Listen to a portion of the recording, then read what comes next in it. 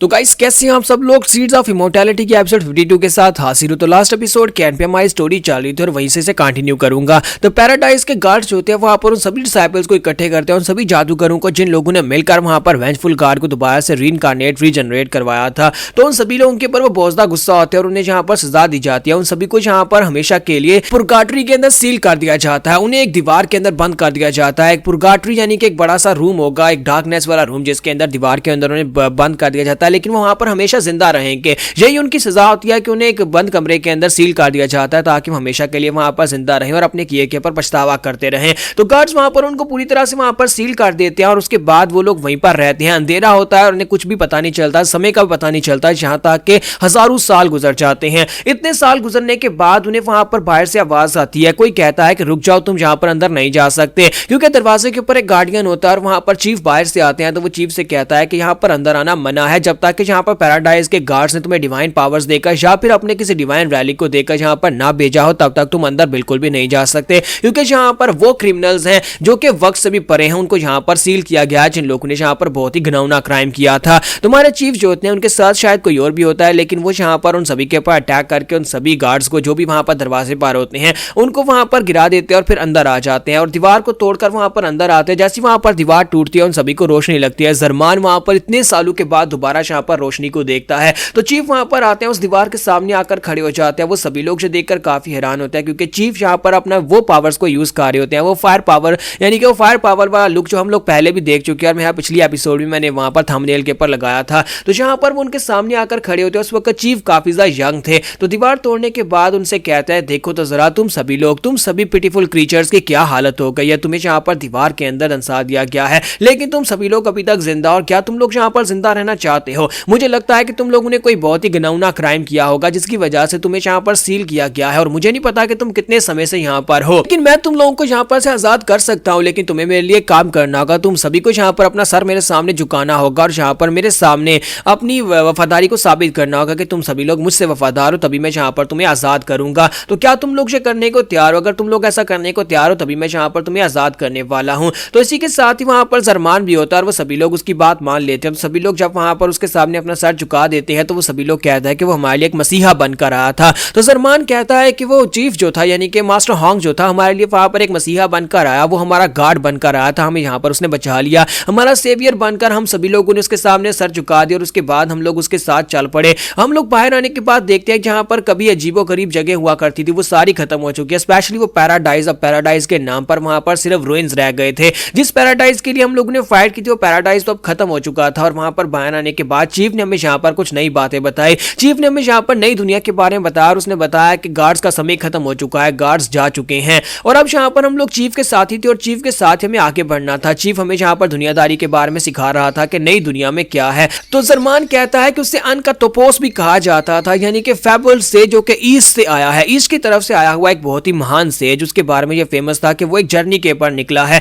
लेकिन वो बहुत ही खतरनाक और बहुत ही पावरफुल इंसान था। इतना पावरफुल इंसान जिसने यहाँ पर शायद हजारों साल की जर्नी को कंप्लीट किया हो और रास्ते में बहुत सारी नई पावर्स का सामना किया हो। अब हम लोग यहाँ पर उसके कॉमरेड्स बन चुके थे और हम सभी लोग यहाँ पर उसे चीफ कहना शुरू कर दिया, क्योंकि हम सभी लोगों के लिए वो चीफ की तरह ही था और हम सभी को यहाँ पर सीधा रास्ता दिखा रहा था। और हमें भी लगा कि शायद हम लोग अब अपने उस बुराई के रास्ते को भूलकर अब यहाँ पर सीधे रास्ते पर चल सकते हैं, क्योंकि हम लोगों ने कभी यहाँ पर एक बहुत ही घिनौना क्राइम किया था, वेंजफुल गार्ड को जिंदा करके और लाखों लोगों की बलि चढ़ाकर। हमारे लिए वो बिल्कुल ऐसे ही था जैसे गार्ड की तरफ से हमें तोहफा दिया गया हो। तो इसी के साथ ही वो कहता है कि हालांकि हम सभी को ऐसा ही यकीन था कि वो हमारे लिए अच्छा है, लेकिन असल में जहां पर कहानी कुछ और थी। और इसी के साथ ही वो फिर से अपनी कहानी को स्टार्ट करते हैं। तो जरमान कहता है कि हमारे लिए वो काफी ज्यादा अच्छा था और हम सभी लोग यहाँ पर उसके साथ काफी ज्यादा अच्छे थे। उसने हमें यहाँ पर एक काम दिया, हम उसके मिस्रीज बन चुके थे, वो हमारा मिस्रीज का किंग बन चुका था, हम उसे चीफ या फिर अपना मिस्री किंग कहते थे। उसने यहाँ पर एक काम दिया कि जितने गार्ड्स मर चुके हैं गार्ड्स के रैलिक्स को ढूंढना है, क्योंकि गार्ड्स ने मरने से पहले यहाँ पर अपने रैलिक्स और अपने डिवाइन वेपन्स को छोड़ा था,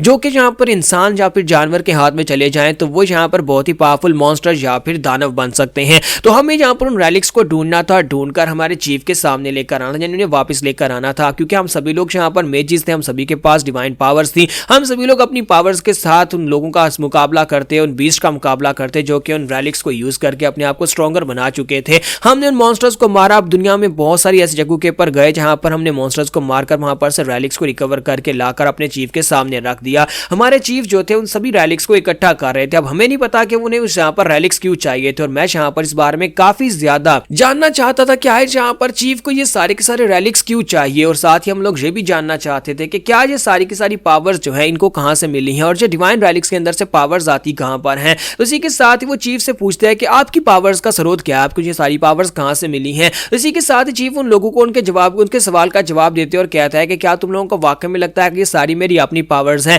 नहीं, ये सारी मेरी अपनी पावर्स नहीं है, मैंने इन सभी पावर्स को खुद कमाया नहीं है, बल्कि एक पुराने दोस्त ने मुझे मेरी पावर्स दी थी। यानी इस वक्त मैं जितना स्ट्रॉन्गर हूं ये सारी की सारी मेरे दोस्त की वजह से है। और साथ ही उनसे कहता है कि एक दिन जब यहाँ पर मेरा दोस्त मुझे वापस मिलेगा तो उस वक्त मैं ये सारी पावर्स अपने दोस्त को वापस दे दूंगा और उसके बाद मैं मर जाऊंगा। तुम्हें पता है कि मैं यहाँ पर इस जर्नी के पर क्यों निकला था, ताकि मैं अपने दोस्त को ढूंढ सकूं। मैं अपने दोस्त को ढूंढ रहा हूं, जब मेरा दोस्त मुझे मिल जाएगा तो उसके बाद मैं यहाँ पर से चला जाऊंगा। और रास्ते में मुझे तुम लोग मिल गए और तुम्हारे लोगों को ढूंढने के बाद मैंने यहाँ पर डिवाइन रेलिक्स को ढूंढना शुरू कर दिया और मेरा यहाँ पर अब एक अलग मकसद है। तो इसी के साथ ही ज़रमान उसे कहता तो क्या मैं यहाँ पर तुमसे एक सवाल पूछ सकता हूँ? तो हमारा चीफ उसे कहता हाँ पूछो ना, तुम यहाँ पर क्या पूछना चाहते हो? ज़रमान तुम्हारे चेहरे पर लिखा है कि तुम यहाँ पर एक और सवाल पूछना चाहते हो। तो ज़रमान उसे कहता है कि सर मैं यहाँ पर एक सवाल पूछना चाहता हूँ कि आखिर हम लोग यहाँ पर उन गार्ड्स के डिवाइन वेपन्स और इन रेलिक्स को जो दुनिया में बिखरे हुए हैं उनको क्यों ढूंढ रहे हैं? इन सभी को ढूंढने के बाद यहाँ पर आप उनका करते क्या है? आप यहाँ पर उन सभी को इकट्ठा क्यों कर रहे हैं? तो चीफ थोड़ी देर के लिए खामोश होता है, फिर साथ ही वहां पर बड़े सीरियस लुक के साथ उसे कहता है कि मैंने सुना है कि जहां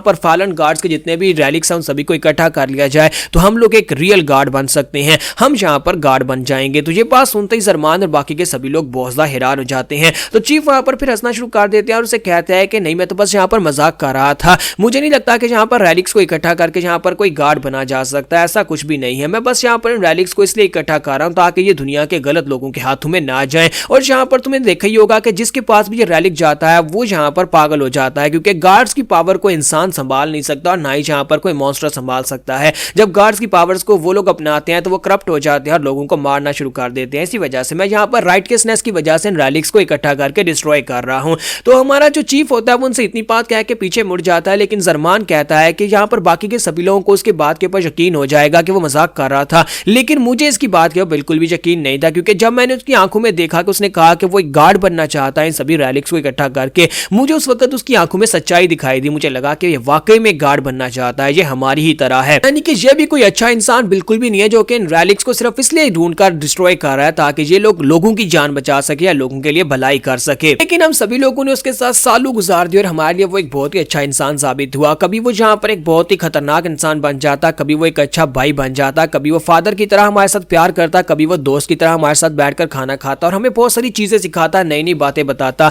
और हमारे साथ मिलकर फाइट करता, जिसकी वजह से हमें यहाँ पर उसे चीफ कहते थे, क्योंकि वो हमारे लिए बिल्कुल एक चीफ की तरह ही था। और ज़रमान फिर से यहाँ पर कहता है कि हमारे लिए वो एक चीफ की तरह और एक अच्छा इंसान था। यही सब कुछ हम लोग मानते थे, लेकिन उसकी असलियत हमें तब दिखाई दी जब एक दिन हमें वो मिला। तो जहाँ पर हमारी एपिसोड 52 का एंड होगा, नेक्स्ट एपिसोड में देखेंगे कि उन्हें क्या मिला।